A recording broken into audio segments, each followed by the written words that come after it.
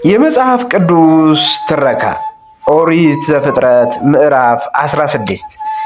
የአብርሃም ሚስት ሶራ ግን ለአብርሃም ልጅ አልወለደችለትም ነበር።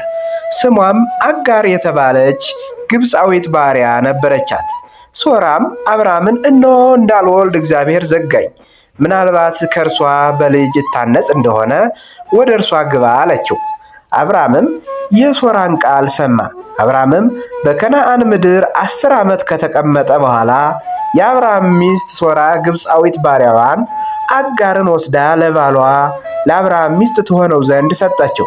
እርሱም ወደ አጋር ገባ፣ አረገዘችም። እንዳረገዘችም ባየች ጊዜ እመቤቷን በዓይኗ አቃለለቻት። ሶራም አብርሃምን መገፋቴ ባንተ ላይ ይሁን፣ እኔ ባሪያዬን በብብትህ ሰጠውህ። እንዳረገዘችም ባየች ጊዜ እኔን በዓይኗ አቃለለችኝ፣ እግዚአብሔር በእኔና ባንተ መካከል ይፍረድ አለችው። አብርሃምም ሶራን እነሆ ባሪያሽ በእጅሽ ናት፣ እንደወደድሽ አድርጊባት አላት። ሶራም ባሰቃየቻት ጊዜ አጋር ከፊቷ ኮበለለች። የእግዚአብሔር መልአክም በውሃ ምንጭ አጠገብ በበረሃ አገኛት። ምንጩም ወደ ሱር በምትወስደው መንገድ አጠገብ ነው። እርሱም የሶርያ ባሪያ አጋር ሆይ ከወዴት መጣሽ?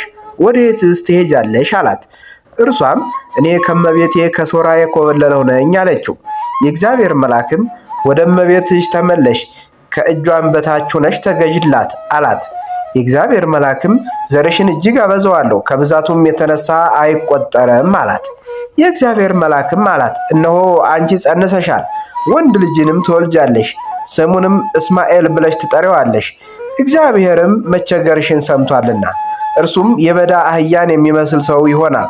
እጁ በሁሉ ላይ ይሆናል፣ የሁሉም እጅ ደግሞ በእርሱ ላይ ይሆናል። እርሱም በወንድሞቹ ሁሉ ፊት ይኖራል።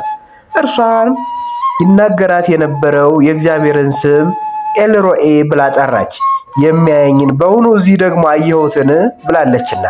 ስለዚህ የዚያ ጉድጓድ ስም ብኤር ለሃይሮኢ ተብሎ ተጠራ።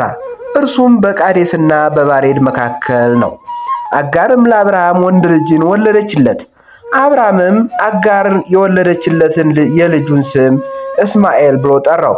አጋርም እስማኤልን ለአብርሃም በወለደችለት ጊዜ አብርሃም የ86 ዓመት ሰው ነበር። ምዕራፍ 16 በዚህ ተፈጽሟል። በቀጣይ ምዕራፍ እስከምንገናኝ ድረስ ቸር ሰንብቱ። ክርስቲያን እህቶች ወንድሞች፣ ለሌሎች ክርስቲያን እህቶች ወንድሞች እንዲደርስ ሸር ኮፒ ሊንክ በማድረግ አበረታቱኝ። ሰላም ሁኑልኝ።